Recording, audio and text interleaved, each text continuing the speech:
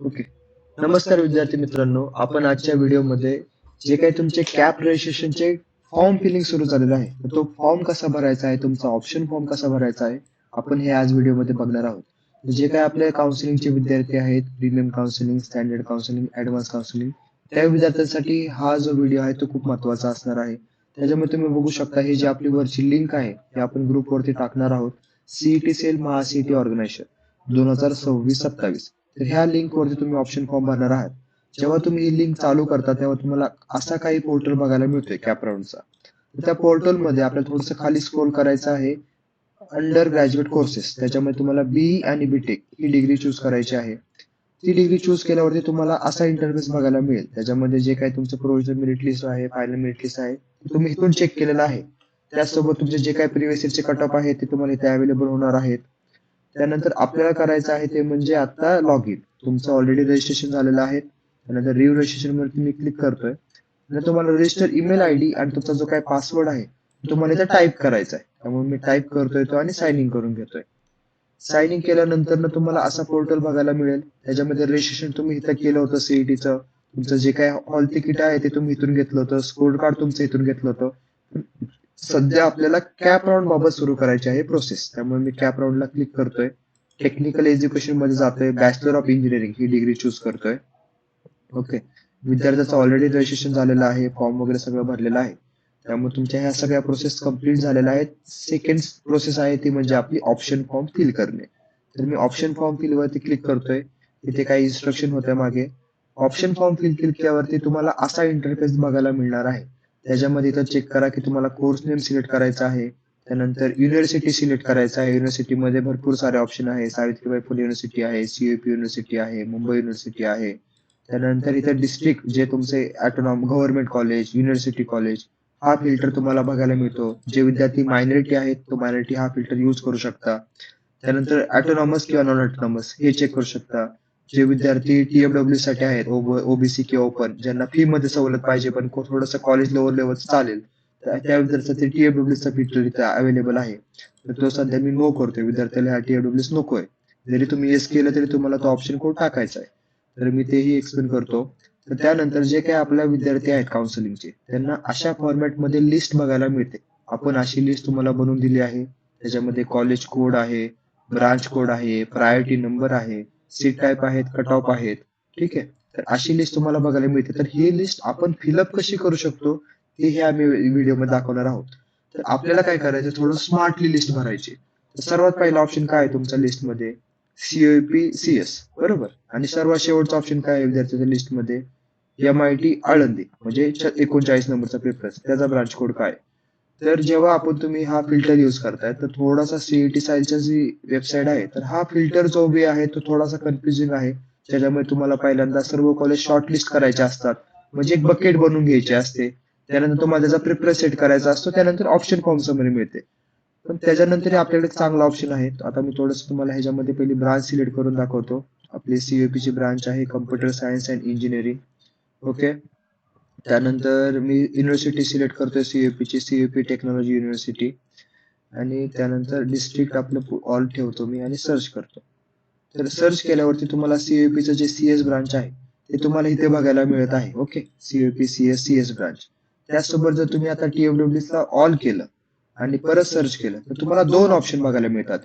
CUP CS normal, याचा code बघू शकता तुम्ही, ब्रांच कोड 1600624210. आणि जर तुम्हाला टीएफडब्ल्यूसी अप्लाय करायचा असेल तर कॉलेज कोड सेमच राहतो, पण लास्टचे 2 डिजिट तुम्ही बघू शकता, तर 1 आणि टी.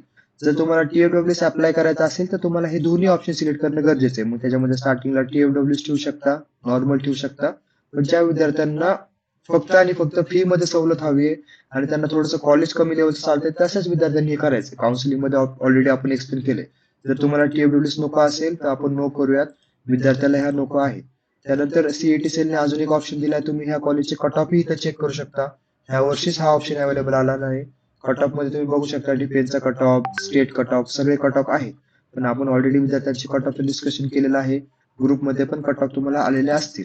ठीक आहे. त्यानंतर आपण आता एक ऑप्शन सिलेक्ट केलाय. त्यानंतर आपण लिस्ट मधला शेवटचा ऑप्शन पण सिलेक्ट करून घेत आहोत. शेवटचा ऑप्शन आपल्या लिस्टमध्ये आहे MIT आळंदीचं आयटी ब्रांच. त्याचा कट ऑफ ब्रांच कोड आहे तुमचा 6146 आणि ते कॉलेज मी आता सर्च करतोय MIT Alandi.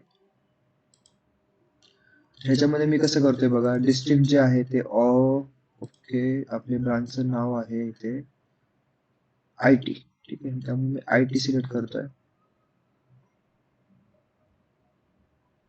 Information and technology. ठीक आहे. त्यानंतर MIT कॉलेजची युनिव्हर्सिटी आहे Savitribai Phule university. Savitribai Phule university. Okay. त्यानंतर इन्स्टिट्यूट स्टेटस आहे ऑटोनॉमस, हे तुम्ही नाही केलं तरी चालणार स्टेटस. आणि डिस्ट्रिक्ट मी सिलेक्ट करतोय पुणे. ओके. त्यानंतर सर्व कॉलेज तुम्हाला इथे मिळून जातील. त्याच्यामध्ये मग आपल्याला त्यातली त्यात बघायचं की MIT आळंदी कुठे आहे. MIT आळंदी इथे आहे.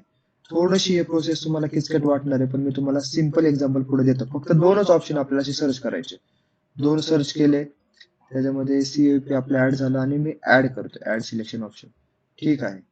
ओके. बाकीचे ऑप्शन आपण इग्नोर केले तरी चालतील. MIT आळंदी तुमचं इथे आहे. CAP select.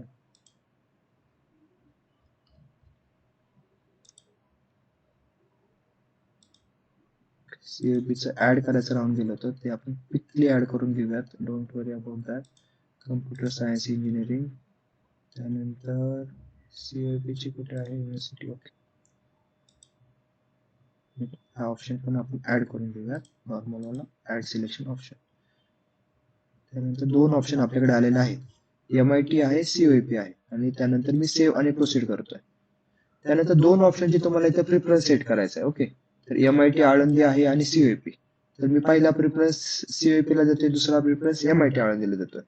इथपर्यंत तुम्हाला प्रोसेस थोडीशी किचकट वाटेल. त्यानंतर सेव्ह आणि प्रोसीड केल्यावरती तुम्हाला असा ऑप्शन बघायला मिळतो.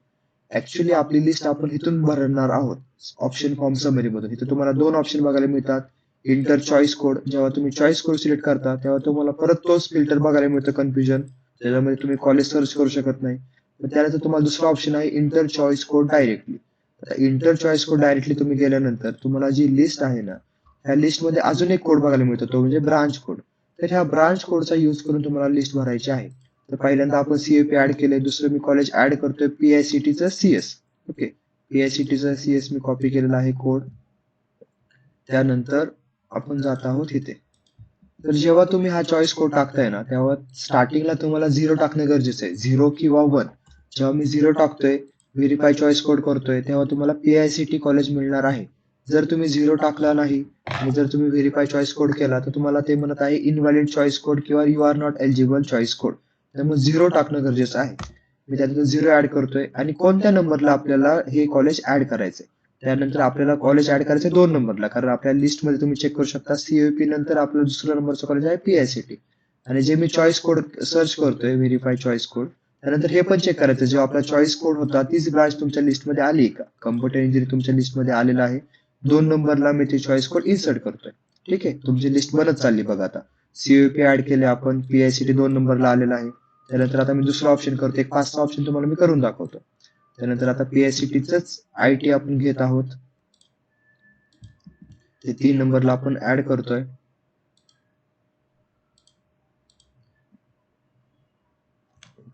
मग 0 ऍड करायचं विसरलो मी. हा, IT ब्रांच तुमची आलेली आहे. Insert choice code. इथे तुमची IT ब्रांच सिलेक्ट झाली. त्यानंतर पुढे जाऊयात. CAPचं AIML. ठीक आहे. समजत असेल तुम्हाला, आपण step by step he process खूप इझी आहे. फक्त स्टार्टिंगला थोडंसं कन्फ्युजन झालं. त्यानंतर चॉईस कोड केला, इन्सर्ट केला. तुमची लिस्ट इथे बनत चालली आहे बघा, जसं आपण भरतोय तसे. त्यानंतर अजून 1-2 ऑप्शन आपण ऍड करूयात. आणि ही लिस्ट आपल्या सर्व काउन्सिलिंगच्या विद्यार्थ्यांकडे ऑलरेडी असणार आहे. त्याचा तुम्ही वापर करू शकता.